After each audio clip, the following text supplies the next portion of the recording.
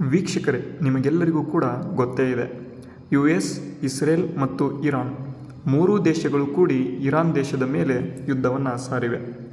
ಈ ಯುದ್ಧದ ಪರಿಣಾಮವಾಗಿ ಭಾರತಕ್ಕೆ ಏನೇನು ಸಿಗುತ್ತೆ, ಏನೇನು ಸಿಗಲ್ಲ, ಮುಂದಿನ 45 ದಿನಗಳ ಒಳಗಡೆ ಭಾರತದಲ್ಲಿ ಏನೇನಾಗುತ್ತೆ ಎನ್ನುವುದರ ಸಂಪೂರ್ಣ ಮಾಹಿತಿಗಳನ್ನು ಈ ವಿಡಿಯೋದಲ್ಲಿ ಕೊಡ್ತೇವೆ. ಅದಕ್ಕೂ ಮುಂಚೆ ನೀವೇನಾದರೂ ಫಸ್ಟ್ ಟೈಮ್ ನಮ್ಮ ಚಾನಲ್ನ ನೋಡ್ತಾ ಇದ್ದರೆ ತಪ್ಪದೇ ನಮ್ಮ ಚಾನಲ್ನ ಸಬ್ಸ್ಕ್ರೈಬ್ ಮಾಡಿ. ಹಾಗಾದರೆ ಎಲ್ರಿಗೂ ಕೂಡ ಈಗ ವಿಡಿಯೋನ ಶುರು ಮಾಡೋಣ. ನಮಸ್ಕಾರ ಸ್ನೇಹಿತರೆ, ಇವತ್ತು ಇಡೀ ವಿಶ್ವದ ಕಣ್ಣು ಮಧ್ಯಪ್ರಾಚ್ಯದ ಅಥವಾ ಮಿಡಲ್ ಈಸ್ಟ್ ಕಡೆ ಇದೆ. ಇಸ್ರೇಲ್ ಮತ್ತು ಇರಾನ್ ನಡುವಿನ ಉದ್ವಿಗ್ನತೆ ಈಗ ಕೇವಲ 2 ದೇಶಗಳ ನಡುವಿನ ಜಗಳವಾಗಿ ಉಳಿದಿಲ್ಲ, ಅದು ಜಾಗತಿಕ ಮಟ್ಟದಲ್ಲಿ ದೊಡ್ಡ ಸಂಚಲನವನ್ನು ಮೂಡಿಸಿದೆ. ಈ ಯುದ್ಧ ನಮಗೆ ದೂರ ಅನಿಸಬಹುದು, ಆದರೆ ಇದರ ಬಿಸಿ ನೇರವಾಗಿ ನಮ್ಮ ಭಾರತಕ್ಕೂ ಕೂಡ ತಟ್ಟುತ್ತೆ. ಹಾಗಾದರೆ ಭಾರತದ ಆರ್ಥಿಕತೆ, ತೈಲ ಬೆಲೆ ಮತ್ತು ಅಲ್ಲಿರ್ತಕ್ಕಂಥ ಲಕ್ಷಾಂತರ ಭಾರತೀಯರ ಮೇಲೆ ಇರತಕ್ಕಂತಹ ಯಾವ ರೀತಿ ಇಲ್ಲಿ ಪರಿಣಾಮ ಬೀರಲಿದೆ ಅಥವಾ ಪ್ರಭಾವವನ್ನು ಬೀರಲಿದೆ ಅಂತ ಇವತ್ತಿನ ವಿಡಿಯೋದಲ್ಲಿ ನಾವು ಈಗ ತಿಳಿದುಕೊಳ್ಳೋಣ.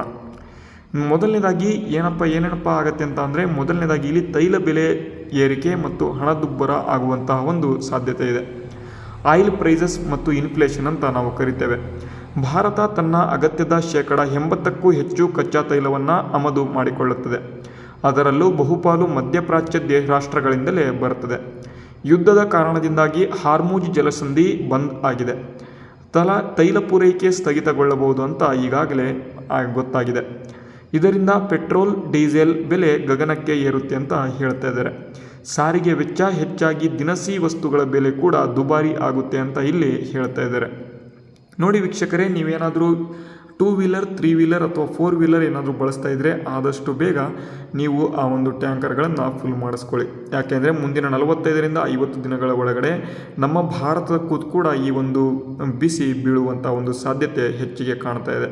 ಯಾಕೆ ಅಂದರೆ ಪೆಟ್ರೋಲ್, ಡೀಸೆಲ್ ಮತ್ತು ಕಚ್ಚಾ ತೈಲ ಇಲ್ಲದೆ ಏನೂ ಕೂಡ ನಡೆಯೋದಿಲ್ಲ. ಅದಕ್ಕಾಗಿ ಇದನ್ನು ನೀವು ಮೊದಲು ಕರೆಕ್ಟಾಗಿ ಏನೇನು ಮಾಡಬೇಕು ಅದನ್ನು ಮಾಡ್ಕೊಳ್ಳಿ. ನೆಕ್ಸ್ಟು ಎರಡನೇದಾಗಿ ಷೇರು ಮಾರುಕಟ್ಟೆ ಮತ್ತು ಹೂಡಿಕೆ ಬಗ್ಗೆ ನೋಡೋಣ.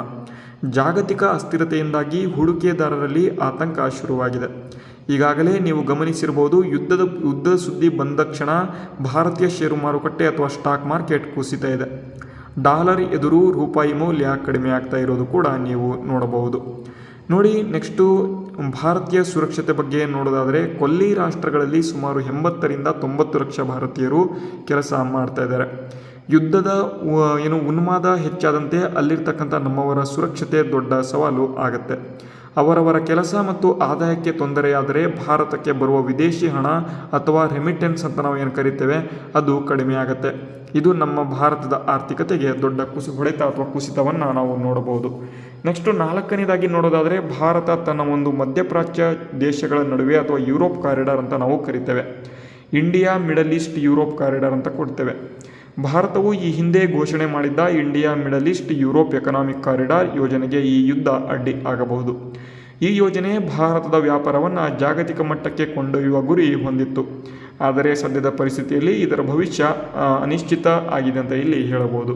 ನಿಮಗೆ ಗೊತ್ತಿರಬಹುದು, ಕೆಂಪು ಸಮುದ್ರ ಮತ್ತು ಸ್ಟ್ರೈಟ್ ಆಫ್ ಹಾರ್ಮುಜ್ ಅಥವಾ ಹಾರ್ಮುಜ್ ಜಲಸಂಧಿ ಅತ್ಯಂತ ಇಂಪಾರ್ಟೆಂಟ್ ಆಗಿರ್ತಕ್ಕಂತಹ ಒಂದು ಟ್ರೇಡ್ ಅಥವಾ ನಮ್ಮ ಒಂದು ವ್ಯಾಪಾರಕ್ಕೆ ಯೂಸ್ ಆಗ್ತಕ್ಕಂಥ ಒಂದು ಜಲಸಂಧಿಗಳು ಆಗಿದ್ದಾವೆ. ಈ 2 ಜಲಸಂಧಿಗಳು ಏನಾದರೂ ಮಿಸ್ಸಾಗಿ ಏನಾದರೂ ಹೊಡೆತ ಬಿತ್ತು ಅಂತ ಅಂದರೆ ಅಥವಾ ಮಿಸ್ಸಾಗಿ ಏನಾದರೂ ಬ್ಲಾಕ್ ಆಯಿತು ಅಂತ ಅಂದರೆ ಎಷ್ಟು ವ್ಯಾಪಾರ ಕಡಿಮೆ ಆಗುತ್ತೆ ಅಂತ ನಿಮಗೆ ಗೊತ್ತಿದೆ. ನಮ್ಮ ಭಾರತದಿಂದ ರಫ್ತಾಗ್ತಕ್ಕಂತಹ ಅಕ್ಕಿ ಆಗಿರ್ಬೋದು, ಬೇಳೆ ಆಗಿರ್ಬೋದು, ಕಚ್ಚಾ ವಸ್ತುಗಳು ಆಗಿರ್ಬೋದು, ಎಲ್ಲವೂ ಕೂಡ ರಫ್ತು ಆಗೋದಿಲ್ಲ. ಮತ್ತು ಇಲ್ಲಿ ಕಚ್ಚಾ ತೈಲ ಜಾಸ್ತಿ ಮಧ್ಯಪ್ರಾಚ್ಯ ದೇಶಗಳಲ್ಲಿ ಇರತಕ್ಕಂಥ ಕಚ್ಚಾ ತೈಲಗಳು ಕೂಡ ಬೇರೆ ಬೇರೆ ದೇಶಗಳಿಗೆ ಬರೋದಿಲ್ಲ. ಅದಕ್ಕಾಗಿ ಯುದ್ಧಗಳನ್ನು ನಿಲ್ಲಿಸುವುದು ತಕ್ಷಣದ ಪರಿಣಾಮ ಆಗಬಹುದು. ಆದರೆ ಯುದ್ಧ ನಡೀತಾನೆ ಹೋಯಿತು ಅಂತ ಅಂದರೆ ಮುಂದೆ ಆಗ್ತಕ್ಕಂಥ ಒಂದು ಇದಕ್ಕೆಲ್ಲ ನಾವೇ ಹೊಣೆಗಾರರು ಅಂತ ನಾವು ಇಲ್ಲಿ ನೋಡಬಹುದು. ಇವತ್ತಿನ ವಿಡಿಯೋ ನಿಮಗೆ ಯೂಸ್ಫುಲ್ ಆಗಿದೆ ಅಂತ ಅಂದ್ಕೊಂಡಿದ್ದೇನೆ. ಒಟ್ಟಾರೆಯಾಗಿ ಹೇಳೋದಾದರೆ, ಯುದ್ಧ ಯಾರದ್ದೇ ಆದರೂ ನಷ್ಟ ಮಾತ್ರ ಎಲ್ಲರಿಗೂ ಖಚಿತ ಅಂತ ಹೇಳಬಹುದು.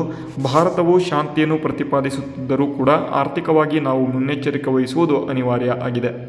ಈ ಯುದ್ಧ ಶೀಘ್ರದಲ್ಲಿ ಕೊನೆಗೊಳ್ಳಲಿ ಎಂಬುದು ಎಲ್ಲರ ಆಶಯ. ಕೊಡ್ತಾ ಈ ಬಗ್ಗೆ ನಿಮ್ಮ ಅಭಿಪ್ರಾಯ ಏನು ಎಲ್ಲರೂ ಕೂಡ ಕಾಮೆಂಟ್ ಮಾಡಿ ತಿಳಿಸಿ. ಇವತ್ತಿನ ವಿಡಿಯೋ